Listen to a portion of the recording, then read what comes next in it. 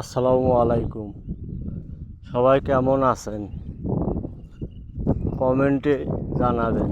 আমি সবার উদ্দেশ্য বলতেছি, একটা পুরুষ মানুষ ছোট থেকে বড় হলে, বড় হয়ে যখন চাকরি করে বা যাই যেটা করে করিয়ে টাকা কামায়, অহংকারী করে। আমি বলবো কেউ অহংকারী করবেন না। আল্লাহ কাউকে ছাড় দেবেন, অহংকারী ছাড় দেয় না আল্লাহ। একটা মহিলা মানুষ যখন বড় হয়, ওই একই ক্ষেত্রেই ওরা রূপের বাহার দেখায়। রূপের বাহার দেখাবেন না, ওরাও একটা আল্লাহর দান। আল্লাহ সবাইয়ের রূপ দেয় না। আমি বলবো সবাইকে, কেউ টাকার গরম দেখাবেন না, কেউ রূপের গরম দেখাবেন না। আল্লাহ দান সবে, আল্লাহ যাক যেটা দিছে সেটা নিয়ে আল্লাহর কাছে সবাই শুকুর আদায় করবেন ইনশাআল্লাহ।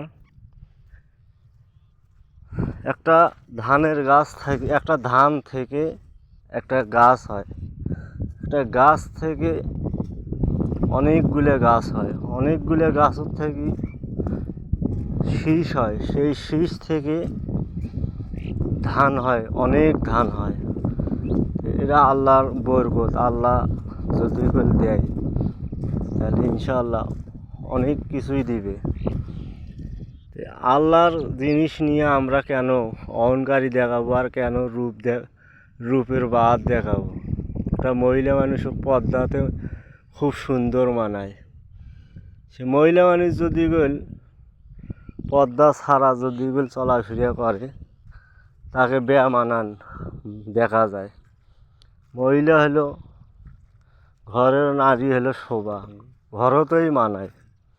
বাইরে কাউকে রূপ দেখালে আল্লাহ তাকে কখনোই ছাড় দেবে না। একটা পুরুষ মানুষ টাকা আল্লাহ দেবে যে কোনোভাবেই, চাকরি করি হোক, কর্ম করি হোক, যাই যেটা করে, আল্লাহ যাক যেটা পেশা দিছে ওইভাবে টাকা কর্ম করিয়ে কেউ অহংকারী করবেন না। তাহলে অহংকারীর স্থান নাই, অহংকারী আল্লাহ দেখতে পারে না।